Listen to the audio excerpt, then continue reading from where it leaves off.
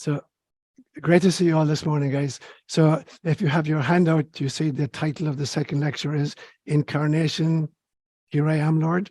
So having spoken last night about language and how the evolution of language has contributed to the evolution of humans and also the limitations it imposes upon us, I want to look now at what happens once you volunteer to adopt a spacesuit, and to be a human being on planet Earth. I have a very good friend, Matt McKay, and he and I actually collaborated on a book in 2013. It's called Why, What Your Life is Telling You About Who You Are and Why You're Here. But Matt, who's also a clinical psychologist, got trained by Michael Newton, if you know Michael. Michael Newton was a psychologist who developed life between lives therapy, where he age regressed people, not just into past lifetimes, but what happens in between lifetimes, what Hinduism and Buddhism will call the bardo state. So where are we in between incarnations? And so I got Matt to do a hypnotic session on me in January of 2006, and it was a 4-hour session. And it proved to be one of the most powerful spiritual experiences I've ever had. And so I just revisited a past life, the one immediately preceding this one as Seán.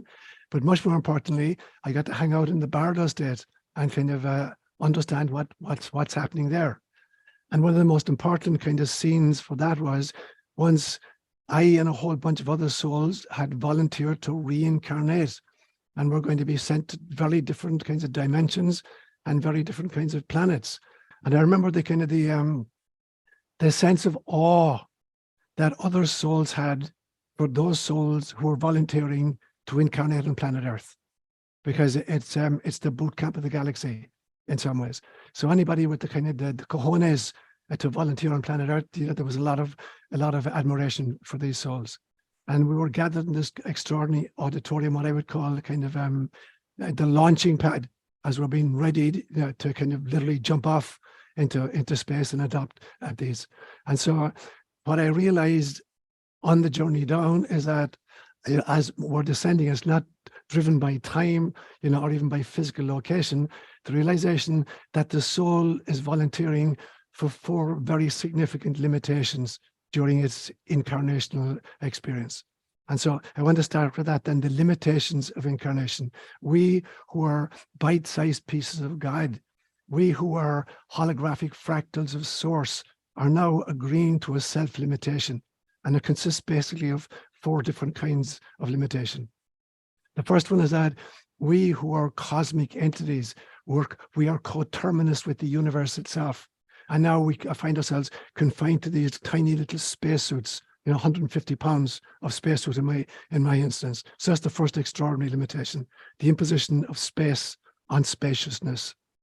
The second one was the imposition of this cosmic awareness, or this cosmic consciousness is now being forced to operate through this tiny little 3-pound laptop that we carry between our ears, this tiny little blob of wetware that we call the brain. And so our capacity to understand is grossly limited, which leads to the third kind of limitation, and that is the kind of the invention of time. Because now this little apparatus, which we carry between our ears, is so limited, it cannot grok the entire gestalt of our experiences. And so what we have to do is we have to break it up into bite-sized pieces, and process it sequentially. It's like, somebody, I won't say, gave me Kit Kats this morning. My inclination was to eat all the Kit Kats before lunch, but I'm showing extraordinary kind of resolve. I'm just going to eat them one at a time. So that's what it's like to be a human being. You've got this tiny little brain and you're trying to grok, cosmic reality, and you can't. So you got to break it up and kind of process it sequentially, and therefore you impose chronology on what is actually timeless and eternal. That's the third gate limitation. And the fourth one is that there's almost total amnesia created in the incarnated person for who I really am and why I volunteer to come. And so there's a great kind of an image in Judaism, mystical Judaism, that there's an angel called Ayala, and that immediately preceding birth, the Ayala pinches the nostrils of the baby in utero, pinches here and on the upper lip. And that's why you've got indentations here and here. and it's to create amnesia in the baby for who it is and what his purpose is. And so they're the extraordinary limitations. So now we forget who God is. I forget who I am. I forget what neighbor means, and I forget what the mission is about. So the entire, I'll talk about this later on, when you develop a personal cosmology, you have to try to struggle to find answer again to these 4 questions. Who is God? Who am I? Who is my neighbor? And what is my mission? But at this stage, we have lost complete memory of all of those. And so most of us will spend our entire lifetime either cursing our circumstances, or kind of sleepwalking through incarnation, totally unaware of who we are and why we've come. So these are the great limitations of incarnation. And we volunteer to do that in order to give God the experience of separation from self and see how many levels of densification can experience and still remember who you are. So in the Hindu model, we're going to go from source to soul, to psychic body, to mental body, to emotional body, to etheric body, to physical body. And each level is more and more dense. And so God is saying, okay, I've fractured myself into souls. Can I remember as a soul that I'm God? Okay, I managed that one. Now I'm going to go down another level and just become my psychic self. Can I still remember that I am God stuff? Yeah, maybe I can. I'm then going to go down to the mental body, ratiocination, and think, as a thinking being, can I remember that I'm God? And at that stage, most of us lose it. And then we come down to the astral level and we identify with our emotions. In the midst of an emotional kind of storm, can I remember that I'm God? Probably not. And then we come down to the etheric body, the energy system. I know I'm really dense. Can I remember now that I'm God? And the vast bulk of us can't. And then we come down to the very end of it, which is the densest physicality of ourselves. And at that stage, 99.999% of us have lost sight of the fact that we're God. And so this is one of the purposes for the Jesus figure, the Christ consciousness. There's this great statement in one of the creeds. I don't agree with a lot of what the creeds tell us, but there are some real gems in it. And one of them is that after Jesus had been crucified and is put in the tomb, we learn he descended into hell. It's like there was one more level of densification that he wanted to experience in order to transform it from the very pits all the way back up, so that people who hadn't visited that level of density, they get a leg up on the journey back up to evolution. And so that's what I mean then about the limitations of incarnation. That's the first point you'll see in your schedule there. The second point I want to make, I call it harvesting our problems. And I'm drawing from 2 great teachers of mine, a Jewish teacher and an African teacher. A Jewish teacher called Jesus, and an African teacher, I'm going to call him Arab Chito. So Jesus is the master of parable and the master of paradox. And one of the most paradoxical parables he ever tells, he says, once upon a time, there was this rich man who had a steward who was put in charge of all his property. And this guy was working for years and years and years. And then it came to the master's attention that this guy was embezzling his master's property. So he calls him, he said, there's going to be a reckoning, I want to see the books. And the unjust steward thinks, what the hell am I going to do now? I'm too old to look for a real job. I'm too ashamed to beg. What the hell am I going to do? I got it. And he starts calling in all his master's debtors. And he says to Dale, how much do you owe my master? And Dale says, 100 bushels of wheat. And the unjust steward says, here's your bill, make it 50. And then I'm going to look at Pat and I say, Pat, how much do you owe my master? And Pat says, 50 barrels of wine. I say, hey, Pat, here's your bill, change it to 30.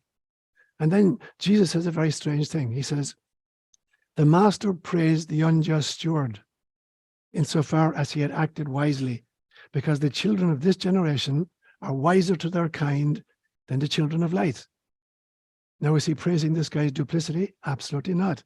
What is he saying? He's saying this was a guy who was able to turn every single situation to his own economic advantage. No matter what happened, he was making money out of it. When he was the steward, he was creaming it off. But even when he got fired, he was able to cook the books that I'm going to go to Dell and say, I need a bakshishi. I cut your bill in half. Pat, I see some cash here. So he could turn every situation to his own economic advantage. And Jesus is saying, that's what it's like to be a spiritual being. You must be able to turn every single circumstance to your own spiritual advantage. There is no situation in which you will find yourself There's no relationship of which you become a part. There's no event that's going to happen to you from which you cannot harvest for your own spiritual, your psycho-spiritual evolution. So that's the first great teaching for me, that there is no circumstance that can't be harvested. Instead of cursing my luck, I have to realize, okay, what is the opportunity here? The second one is an African teacher, and I don't even remember his name, so I'm going to call him by a generic name in Kenya, Arab Chito, which literally means just a son of the person. For the last year in the seminary, we were trained in a system called community development, where they train you to go into a foreign country, learn a foreign language, immerse yourself in a foreign culture, and identify firstly, who are the leaders in this community? What are the resources of this community? What are the problems in this community? What are the needs in this community? And then brainstorm in order to find some kinds of solutions to ameliorate the circumstances of the people among whom you're living. So I get to Kenya, I'm 26 years of age. I spent 3 months learning Swahili, and I'm assigned to a mission called El Lama Ravine, and on the edge of the desert, the Baringo Desert. And I'm sitting at a meeting of the elders outside in 122-degree temperature in a very barren area. And it's obvious to me what the problems are here. So I'm doing my shtick and I'm giving my speech, and they're very respectfully kind of listening. And all of a sudden, I see this old man with this bemused look on his face. And finally, he's had enough, he's taken enough. He puts up his hand and says, "Can I ask you a question?" I said, "Of course, I'm Irish, I'm 26, I know everything. Fire."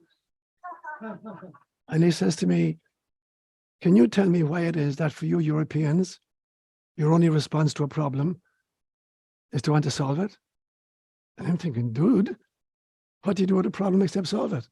So I'm stuck for words, first time in my life. So I said to him, "What do you do when you have a problem?" And we're talking in Swahili, but I'll never forget his answer. What he said basically was, he said, "A problem is an invitation to self-transcendence. And if all you do is solve the problem, life will just give you another problem. And if your only response to the second problem is to solve it, life will give you a third problem and a fourth problem and a fifth problem. And you finally realize that this is an invitation to transcend. And when you transcend way above, then you see connections so that when you come back down to planet Earth, you have a much more elegant understanding of what the issues are and how to proceed." So I learned more in that kind of 5-minute encounter than I learned in 8 years of seminary training. So that was my second great teacher.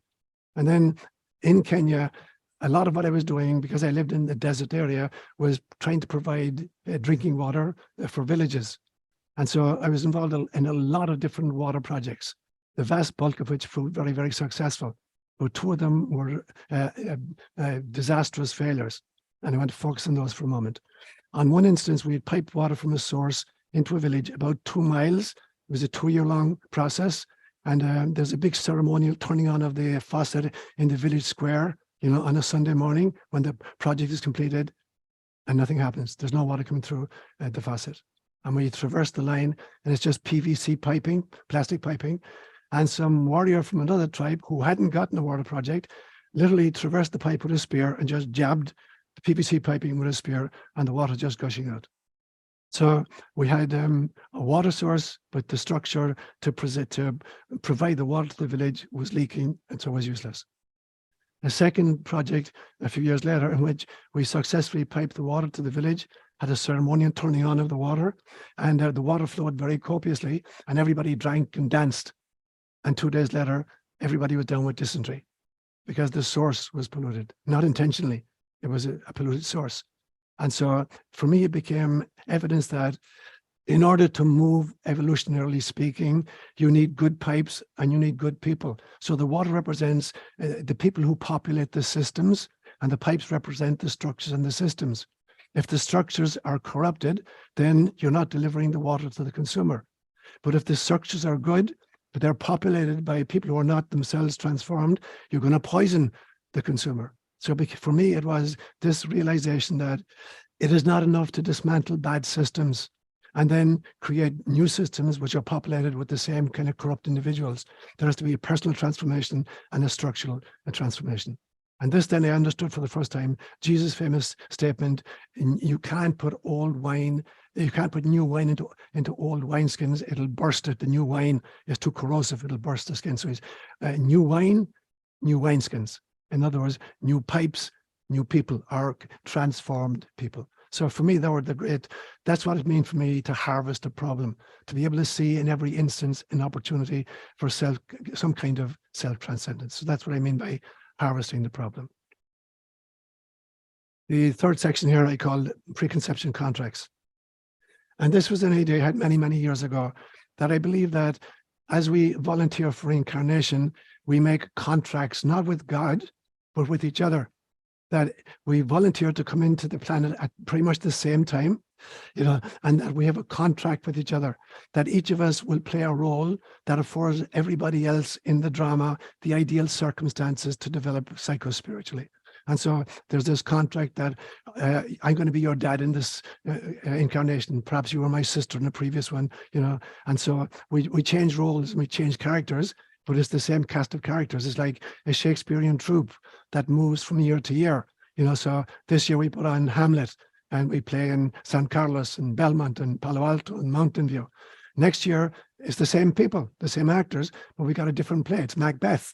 And now we got totally different roles and totally different lines, but it's the same group of actors playing different characters. And that's what it's like, incarnation by incarnation by incarnation. We're the same group of souls, contracted to help each other to grow psychospiritually. Now, as we come in, then I really believe very strongly that we only know three things as we parachute into incarnation. The first thing is, I know my own personal history in all of my other previous incarnations. I know what my strengths are, and I know what my weaknesses are, and I know where I need to grow. So that'll lead to a personal mission. So I know my own history completely. I'm not blindsiding myself when I come in. And I know the personal history of every single other person that I'm going to catapult in with, all those I'm going to encounter. I know their history in past incarnations. So I know exactly what they're capable of and what they're working on. So I'm not going to be blindsided when I come down, if I weren't for the fact that I have amnesia once I do come in. So I know who I am in my history, and I know who every one of you are in your history, because this is a contract group. There's nobody here tonight, and there's nobody in your life that's here by accident. They're here because we volunteer to be part of each other's growing process. So at a soul level, you know the track history of yourself and everybody present here today, and everybody here knows the track history of each other. And you volunteer to be here to help each other grow. And the next thing you're told is the mission. What are you coming down here to do? And there'll be various levels of that. There'll be your own personal evolution, and there'll be your contributing to trying to raise the Christ consciousness of the very planet itself. You're not just here to grow personally, you're here to kind of grow the planet itself. And so that's part of your mission. It's a global mission to raise, to have people rediscover their Buddha nature or their Christ consciousness. Now, we get down here then, there is no plot and there is no script. This is not a predetermined, it is not like Hamlet in that sense or Macbeth in that sense. There are no lines and there's no plot to it. You're making it up as you go along. You're presented with an initial circumstance, and now you're going to have to respond to this initial circumstance. And of course, you're going to draw upon your own wisdom, your own innate wisdom. That'll dictate how you respond, how you speak, how you act, and how you think. And so it's a kind of a psychodrama. It's improv theater. I had a client one time who was a professional actor, and he told me there are two rules to improv theater. The first rule is you have to work with whatever line your partner throws you on stage. So for instance, Joe throws me a line. I say to Joe, that's a stupid line, Joe. Say something else. It's very hard to kind of create a play around that. Say something else. I can't do that. Whatever line Joe throws me, that's what I got to work with. That's the first rule. And the second one is, when I respond, I have to try to speak lines that I know they address Joe's strength. I'm going to feed Joe's strength. I know what he's really good at. So I'm going to feed him lines that make him look good and allow the play to take off. Otherwise, it's going to fall on its face. And that's our job. We have to work with the lines we're getting from all of the players in the drama, whether we like them or we don't like them, whether they're friends of ours or enemies of ours. Whatever line they've come up with, you're going to have to work with that line. And the second thing is, your job is to try to make the other players look good. However you can do that, through compassion or whatever. And so that's what we're told. And the very final thing we're told by Grandmother Guide, she speaks your sacred name. So you know exactly in your soul who you are. And when you discover that at some stage of the incarnation, then everything else changes radically, because you know now who you are and why you are. And so that for me is the preconception contract. Now, there are some kind of anomalies, I think, that I've come across at this stage. There's a phenomenon, in kind of parapsychology called a walk-in. And it's not that you want to get your hair cut and you visit the hairdresser and say, have you got a space for me? They say walk-ins welcome. There's a totally different sense of walk-in. A walk-in is a soul who decides to take over the body of an existing human being who's had enough and said, I'm out of here. I've taken as much as I can. I don't want to commit suicide, but I don't want to do this anymore. So I'm going to vacate this spacesuit, and it's now, let's say, 35 years of age, and I'm going to invite in another soul who's not going to have to undergo gestation and birth and childhood and adolescence. They can walk into a 35-year-old spacesuit and take it from there. Now they're going to have to deal with everything that spacesuit has done and experienced in the 35 years. And now based on that, they're going to have to take it from there. So they call those walk-ins.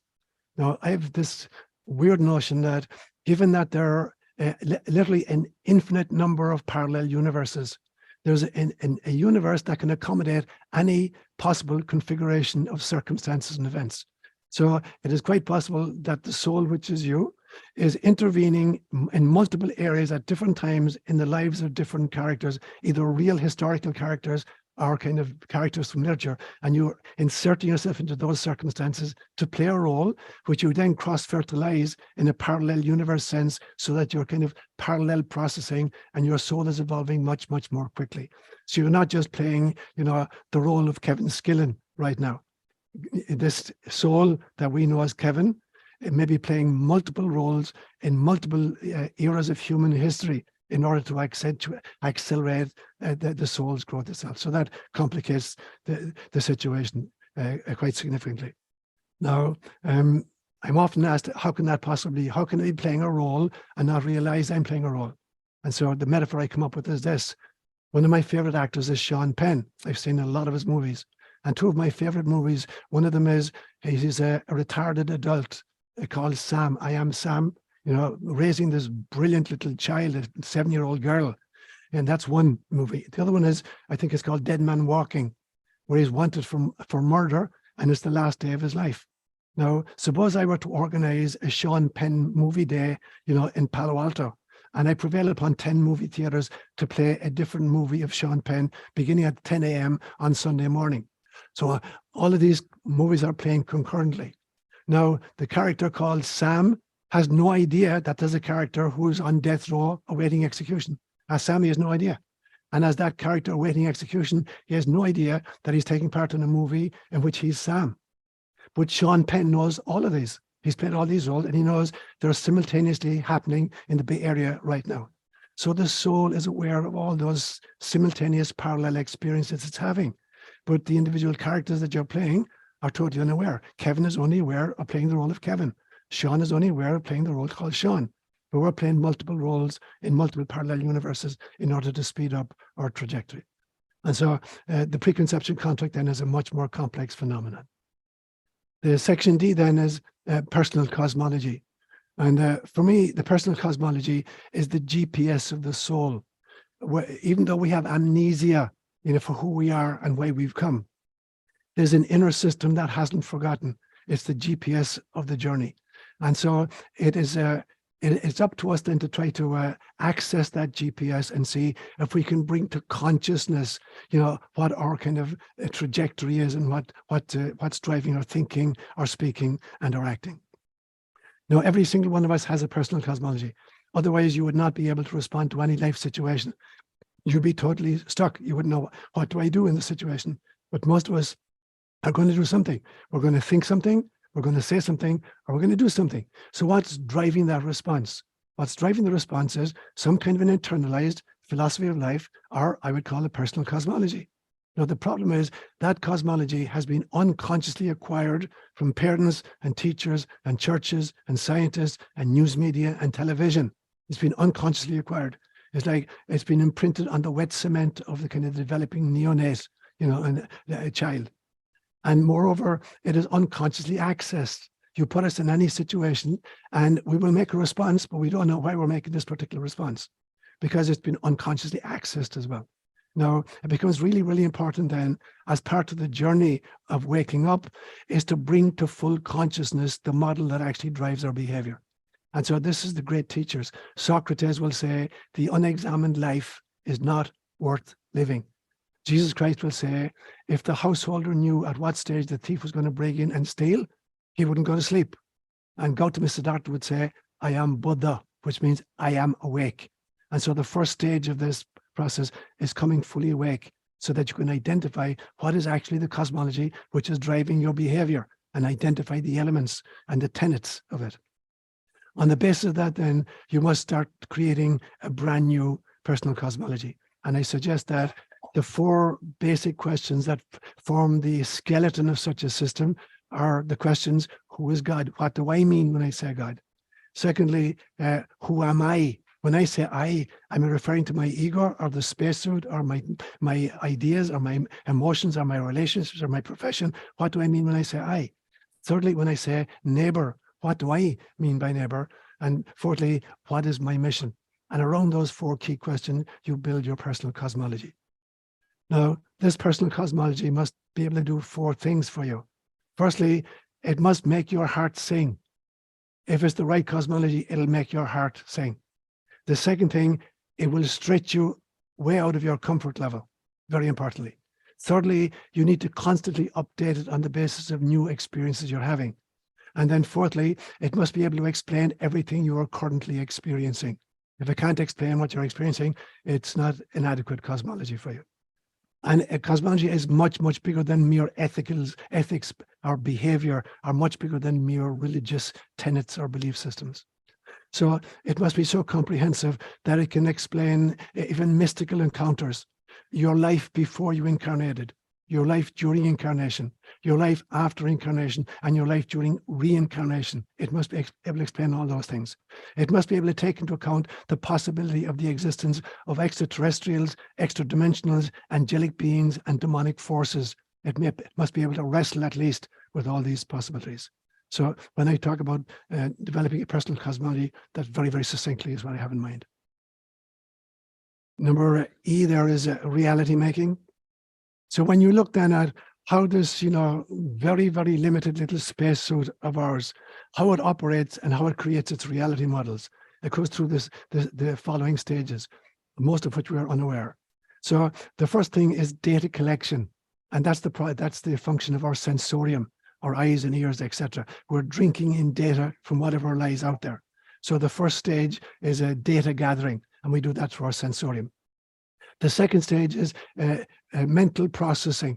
We know, having sucked in all those data, we now process them mentally in our brain. That processing leads to an actual experience. You're not actually having an experience when you see or hear something until it's being processed, and it's the processing that actually creates the experience. Now, experiences then are archived, and we call that memory. And then our set of memories create our reality model. That's what we take then to be reality. And then we share our reality models with each other, like the intersection set in mathematics. The intersection of all these sets of individual cosmologies create the consensual reality of the tribe or the group. Now, if I were to use a kind of metaphor to explain that process sequentially, it's like the data gathering is like the hunter-gatherer trying to pluck berries or kill animals. The process is like the cooking, what you do with this food stuff that you collect. No, you cook it, that's processing in the brain. The experience is the taste of the food. And then finally, the reality is the verdict. That felt good, or not, that tasted terrible, or that sounded poisonous. I'm not going to try that anymore. So that we kind of the metaphor through which we move.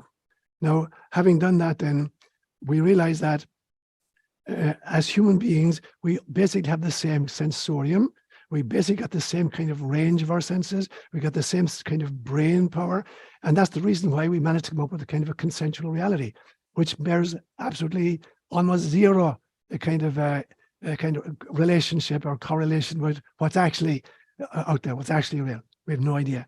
We're reducing electromagnetic waves and then binary mathematics and Boolean algebra to kind of sensory activity that we then process and store as memory and then create reality models from. But it's our first attempt, at least, to do that. Now, the problem is once we've established a culturally created consensus, it becomes really, really difficult for anybody to experience that which the culture says does not exist. And so if you come from, for instance, a secular mindset, and you have a mystical experience, you won't even believe it, and you try to share it, people will tell you you're crazy or that it was just a dream. And so you abandon any search for mystical truth. So it becomes really, really difficult then to experience that which the culture tells you is not real. Now, as I mentioned last night, colonialism then sweeps out one reality and substitutes a totally different reality for it. And there are many, many different forms of colonialism. There's military, there's educational systems, entertainment models, financial systems, science, religion, medicine, big pharma, the WEF, the United Nations, the CDC, the FDA. These are all ways that are trying to trade out, colonize the mindset of populations and substitute different mindsets for it. And so it's a twin kinds of attacks. It is the kind of the censorship of kind of more expanded reality models and the propagandizing of very, very narrow focused systems. So then the meme makers are the modern storytellers. And a meme is to a culture as a gene is to an organism. So every organism is composed of configurations of some just basic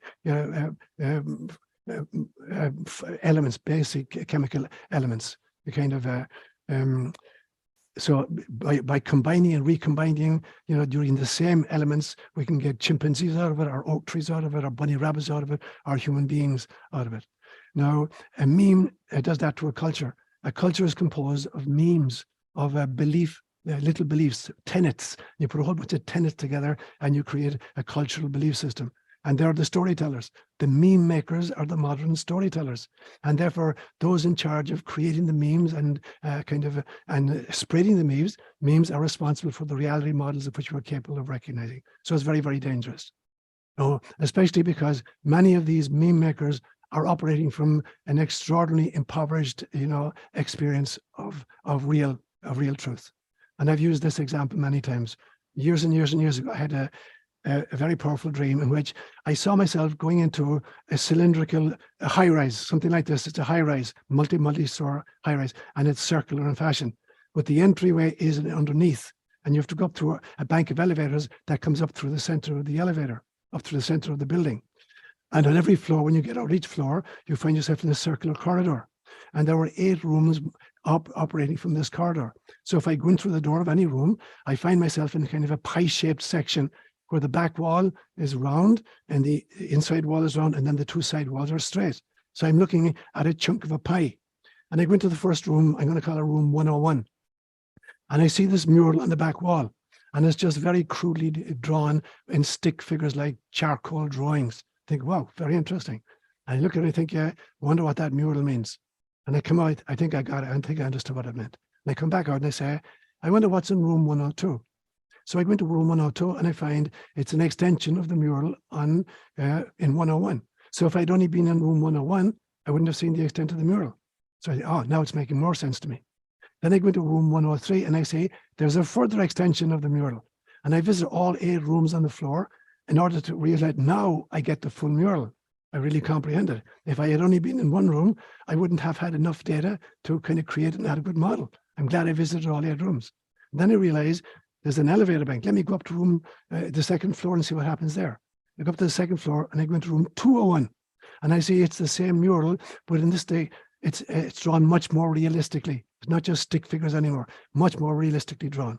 And I circumambulate all 8 rooms on the 2nd floor and I see a much clearer version of the mural.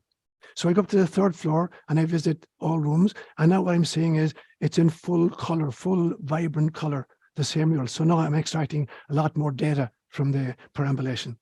I go up to the 4th floor and I encounter a 3-dimensional holographic, again, a version of the mural. And now I've got a real sense of the mural. I go up to the next floor and now I'm in a 3-dimensional holographic kind of mural with which I can interact. I can actually interact with the mural. Now that's as far as I got in my dream. What I understood from it was this, that most of our reality makers have visited room 101. And on the basis of that, they think that they're cartographers of reality. Unless you've been in all of the rooms and all of the floors, you have no idea what reality is ultimately about. And that is the job of the mystic. The job of the mystic is to go into all of the rooms and all of the floors and gather all of the data at every level from every state of consciousness. So every room on the floor is a state of consciousness, and every floor is a stage of consciousness. Because it's not enough just to have different experiences, it must move you and change you and evolve you in the process. And that's the journey upwards. So that's what I meant by that section on reality making. Number F, I want to do very, very briefly with the problem of evil, and I'll come back to that again a few other times. And I think it was Josh who asked this question last night. So the first real effort to understand the problem of evil is the thorniest problem in theology. There's a special name for it in theology. It's called the theodicy problem. Why do bad things happen to good people? So the problem of evil. And the first great kind of wrestling with that was the book of Job, which is written about 550 BCE, when the last two tribes of Israel are in exile in Babylon, and they come under the influence of this great Persian religion called Zoroastrianism. And they're greatly influenced by this book, and they begin to examine the great existential issues. And you know the story of Job. Job is punished in all manners of ways. His kids are killed in a house collapse. His stock is taken by invaders of various kinds. He's visited with all kinds of illnesses himself. And finally, he holds a court case and he puts God on trial. Why are you doing this to me? So that was the first effort. But Job is basically just concerned about Job and why Job is suffering.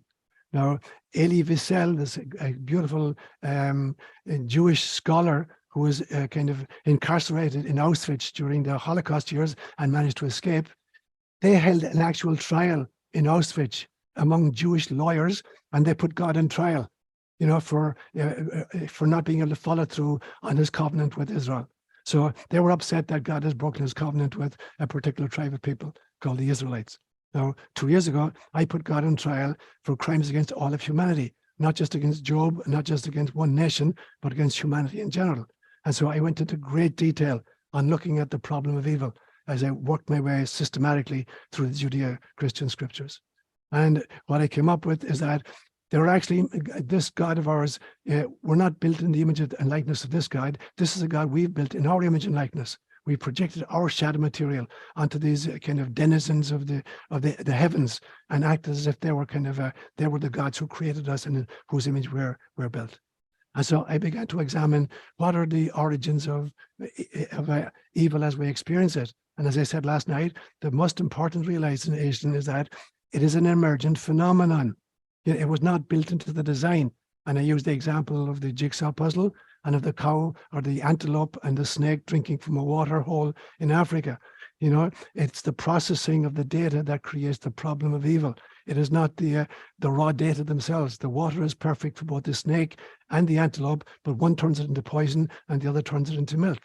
And so we have to be really, really careful that we don't describe evil to God. God gave us the puzzle pieces to create heaven on earth, and we managed to create hell, or at least purgatory on earth.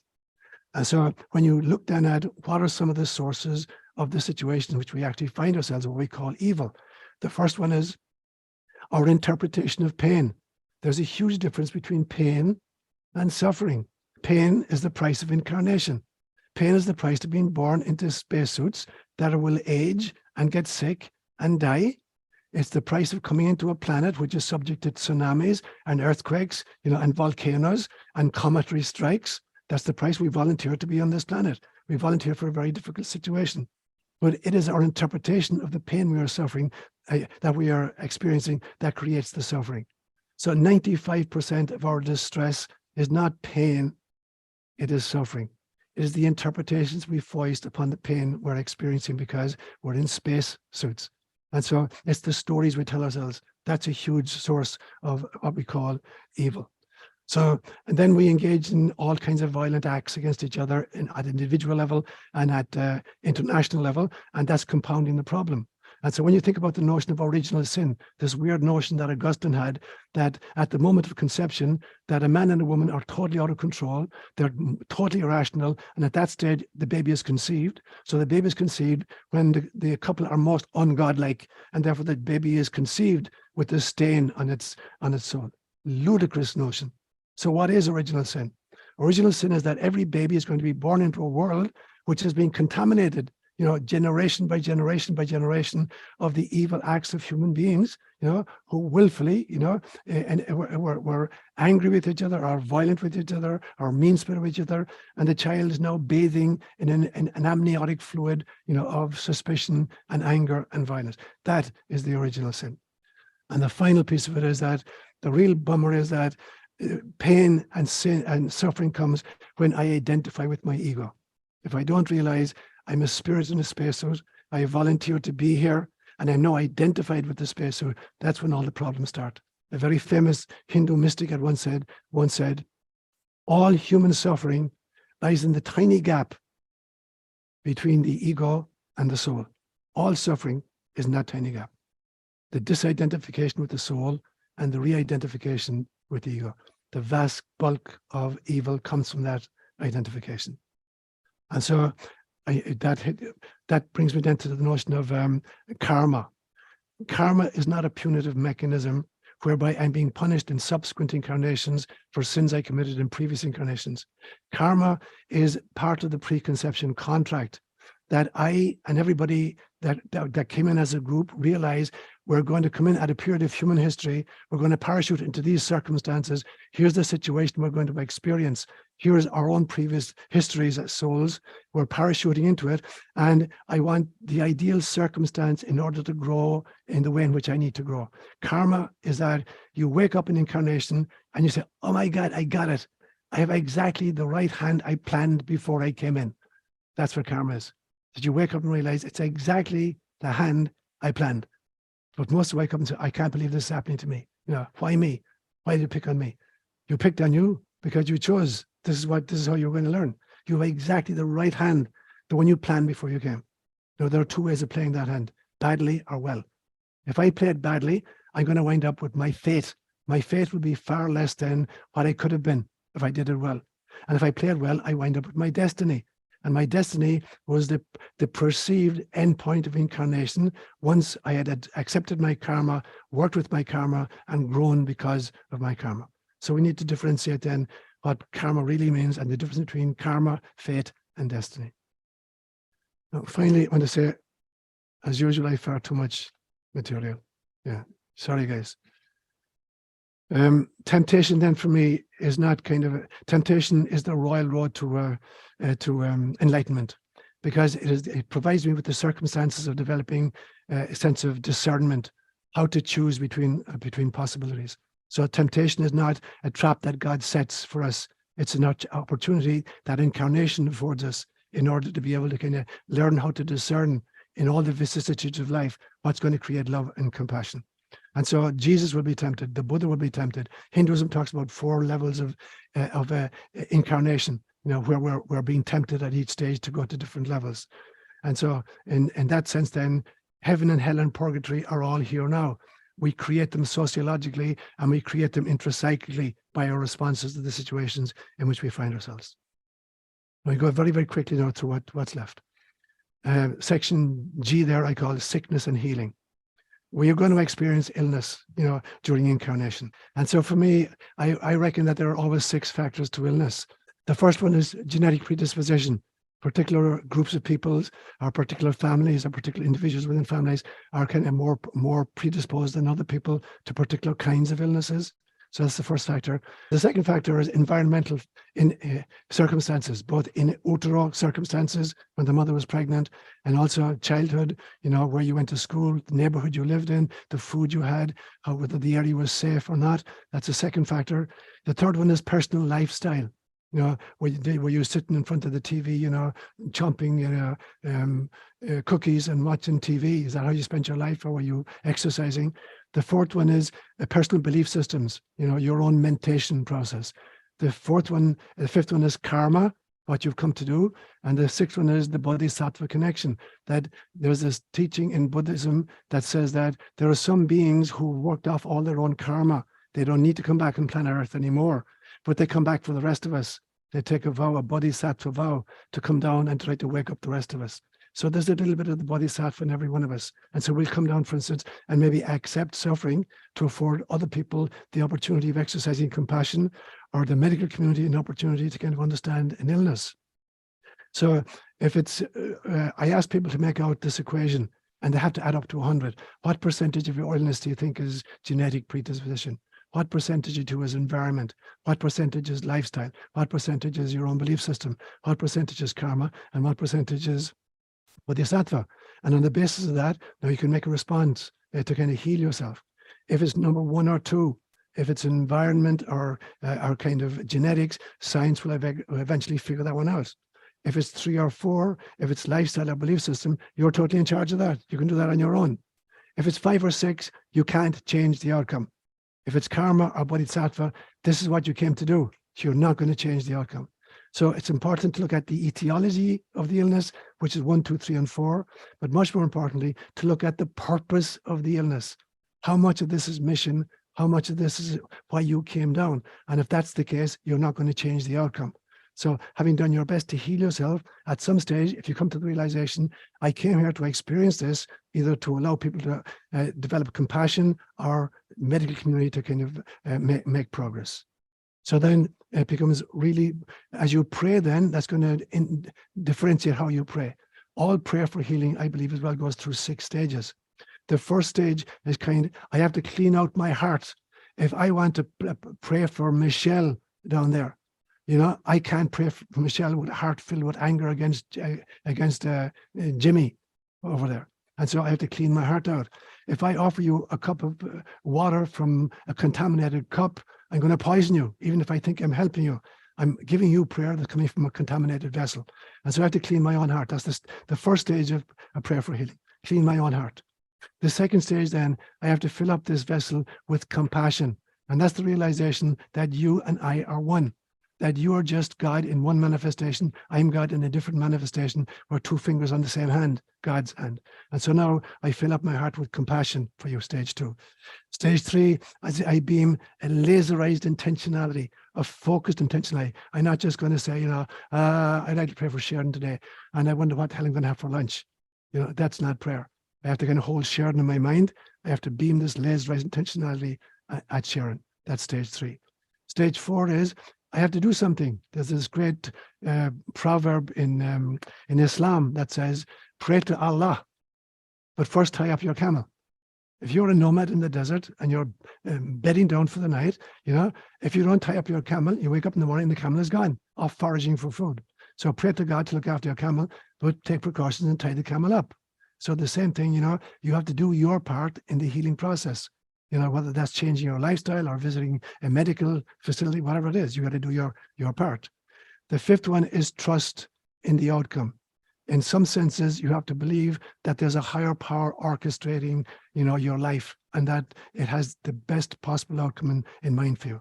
And then the very final one is to detach totally from the outcome. Once you've done everything you can do, you have to believe that now things are proceeding as they're meant to in this incarnation. So very briefly, that's what I mean by sickness and healing.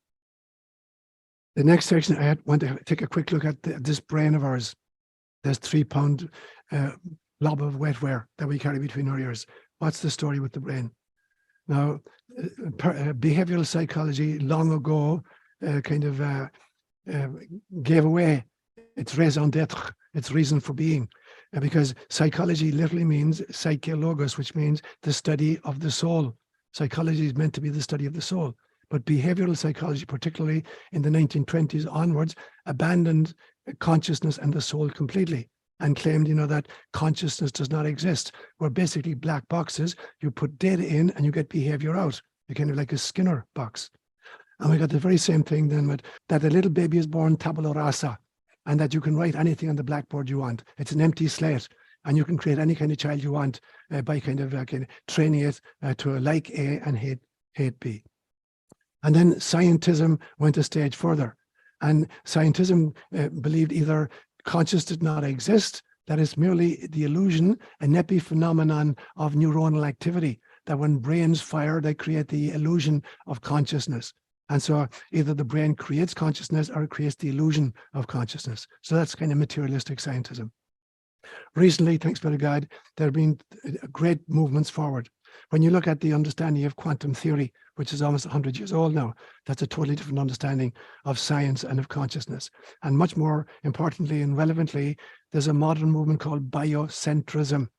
a great author called Robert Lanza, writing and showing that, matter is an artifact of consciousness. It is not the other way around. Matter does not create the epiphenomenon of consciousness. It is consciousness that creates the illusion of matter. So the brain is a transmitter and a receiver of consciousness. It is not the creator of consciousness in any manner whatsoever. In fact, I think that the brain is actually a reducing mechanism, that if we were to be flooded with the raw data of reality, we would be so totally overpowered that there would be no possibility of living practically in the world. And so we develop this ego, which is the utter restriction of the data input. And so we restrict the data, and the brain is the primary mechanism that acts as a reducing valve, which is why sometimes when people have traumatic brain injuries, they develop these extraordinary gifts of art or mathematics. And what has happened is the reducing mechanism has been knocked out of kilter. So there's no way of reducing the flow of information coming in. Another person is flooded with those extraordinary mystical experiences or artistic experiences or mathematical abilities. And so we have to be really, really careful that when you go into deep mysticism, then you're completely transcending the ego and the reducing valve. And what you're doing is you're going transcranial, literally. You're going transmental. You're going trans-temporal and trans-spatial and transpersonal, and you're accessing totally higher levels of the self, in which the reducing mechanism of the brain has been temporarily set aside. And that's what it means to be kind of a mysticist. We finally then want to say one word about, are you waking up or are you waking down? The four fundamental elements of science are space, time, energy, and matter. And they're beautifully put together in this very, very elegant formula, E equals mc squared. E standing for energy, M standing for mass or matter, and C is the speed of light. And speed, of course, is simply distance divided by time, or space divided by time. And so in that one formula, you got energy, you got mass, you got space, and you got time. Now, here's the problem. When you go to sleep at night and you dream, there is no time, and there is no space, and there is no matter. And so, for instance, if I have a dream, as I had sometime last year, of being in my childhood home in 1956, speaking with my grandfather, who died in 1956, and in the blink of an eye, I've gone 6,000 miles to the east, and I've gone 66 years back in time. So there was no time in the dream, there was no space in the dream. And when you learn to dream lucidly, one of the tests says, if you become aware during a dream that you think you might be dreaming, there's a very simple test. You put your hand against a solid object and you push. And if your hand goes through it, you're dreaming. If your hand doesn't go through it, you're awake. So if you're dreaming, there is no matter, there's no space, and there is no time. And so if E is equal to mc squared, there is no energy, or at least there's a radically different notion of energy. So the question is then, when I'm asleep at night and I'm dreaming, I'm out of time, I'm out of space, I'm out of matter, I'm out of energy in the normal sense of the word. And then my alarm clock goes off in the morning, and all of a sudden I'm wide awake. And I look at my alarm clock, and it's 6 o'clock in the morning. And I look out the window and I see the mountain where I live. So matter is back, time is back, space is back, and energy is back. I yawn and get out of bed. Now the question is, am I actually waking up? And I would say, no, I'm actually waking down. I'm coming down into a denser level of reality. I was in a much better level of reality. And so I was not waking up with the alarm, I was waking down with the alarm. And so we have to be really, really careful that, that we don't take, the alarm clock as kind of the signal that we're now coming into the real world. We're not. We're abandoning the mystical and we're adopting the profane. And the final kind of movement down is the movement towards transhumanism. About 10 years ago, there's a lovely creek that runs through the property where I live. And it's called Pina Creek. And I spend, especially when my dog was alive, I spend many, many hours just trekking in the creek. And I had many, many kind of visionary experiences there. And about 10 years ago, 2012 actually, I go down to the creek with my dog, and there's a man sitting on the creek with his legs dangled in the water. And I know I'm seeing him in the astral level. I know he's not physically there. And so I go down, I sit beside him, and he's got a blade of grass, and he's chewing on a blade of grass, dressed in dungarees like a farmer. And I sit down beside him, and I pluck a blade of grass, and I start chewing on the blade of grass. And I think, in my mind, I wonder, is he going to tell me a story? I'm just thinking this. And he turns to me and says, I will. And then he tells me the story. And it's a very, very complex story, and I'll just give you the kind of tail end of it. And he said, I visit in many, many dimensions. I visit many, many different planetary systems, and I've been part of a movement that has seeded life all over the cosmos. And our job is to seed life, to visit it occasionally, to weed it, to kind of prune it, to fertilize it, and then to kind of watch what happens to it. And I've done this thousands of times. And every time, life begins to emerge, first there's flora, and then there's fauna. And at some stage, there are beings evolve who are self-reflective, and are able to think. Up to that stage, I can absolutely predict the evolutionary trajectory of every planet. From that stage on, I can't predict what's going to happen. Because at this stage now, people have free will, they develop technology, and all bets are off. I cannot guarantee what's going to happen at this stage. And your planet is at that stage right now. And they call it a trifurcation happening in your planet right now. Not just a bifurcation, a trifurcation. It's not just that Neanderthals and Denisovans separated some time back, and we got modern Homo sapiens. It's a trifurcation. And the three parts are these. The first group he called Homo sociopathicus. And there are people who are dedicated to greed and violence, and they're hell-bent on acquiring all the resources of the planet, and they'll destroy everything and anything in the process. And he called those Homo sociopathicus. The second group he called Homo artificialis. And he said they're trying to create of human beings a robotic group who will absolutely obey their doings. They'll be hackable and they'll be programmable. They will have no free will anymore. They'll be told what to think, what to say, what to do, where to live, what to eat, and how to be. And he called those Homo artificialis. And the third group he said are Homo spiritualis. And they're people who are coming awake to their real identity, that they're bite-sized pieces of God. And your job as human beings who are trying to wake up is to become Homo spiritualis, to confront Homo sociopathicus when necessary, and to refuse to become Homo artificialis, no matter how they try to seduce you into a kind of a transhumanist agenda. And I'll go into that in much more detail in the afternoon. So I leave it at that, guys. It's 20 to 11 now. So maybe we do a few questions, but we have another lecture at 11:30, and I want to give you a break. So let's take just 5 minutes of Q&A and then get out and stretch your legs. So the question that's been asked is, where did limbo and purgatory come from? And so for those of you who are not born Catholic, purgatory allegedly is a place of temporary suffering, where souls who committed sins, but not mortal sins, are consigned. They can't go to hell because they didn't commit mortal sins, but they can't go to heaven because they committed venial sins. So there's this kind of period of purgatory where they're burning, in reparation for the sins they committed. But they can be relieved essentially, and you can pray for them, and you can get indulgences, and you can spring them out of purgatory and send them to heaven at some stage. Limbo was a place where unbaptized babies who were born with the stain of original sin, Quartus v. St. Augustine. They couldn't go to hell because they didn't commit any personal sins. They couldn't go to heaven because they got original sin. So there's a special place called limbo, where little neonates go, and obviously angels go down every half an hour and change their diapers, and feed them bottles, but they can't get to heaven because they've got sin on their souls. Now, very quietly, the Catholic Church closed down limbo about 20 years ago and bussed all the kids to heaven, but they never spoke about it. So now we're only left with heaven, hell, and purgatory. So what's the story of purgatory? Purgatory was the Christian church effort to kind of deal with reincarnation. So up to the year 551 AD or 553 AD was the Second Council of Constantinople, in which reincarnation was kicked out. For the first 500 years, Christianity adopted reincarnation, and Jesus taught it. There's a great story in Matthew's Gospel where on Mount Tabor, a week before he died, Jesus brings three disciples, Peter, James, and John, to the top of the mountain. And they have this experience of Moses and Elijah. Moses is dead 1,250 years, Elijah is dead 850 years, and Jesus has this experience of them.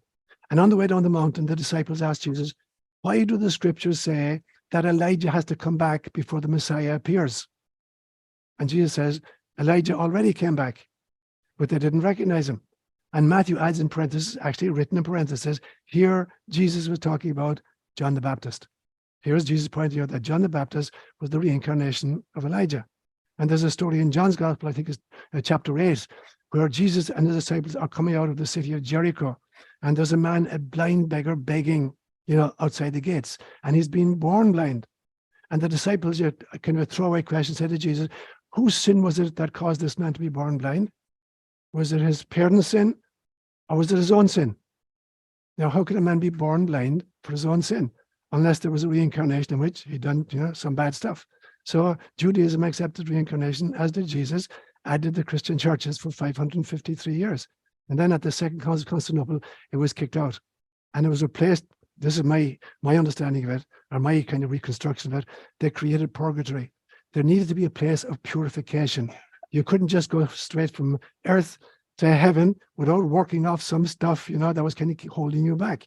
So they create this artificial location where you're going to burn in flames for a set period of time, maybe just 1,000 years, but at the end of 1,000 years, you're going to get sprung. Somebody's going to do a novena for you and get you out, or kind of offer an indulgence and spring you out of there once you pay money to Rome for the privilege. And so that was actually the origin of purgatory and limbo.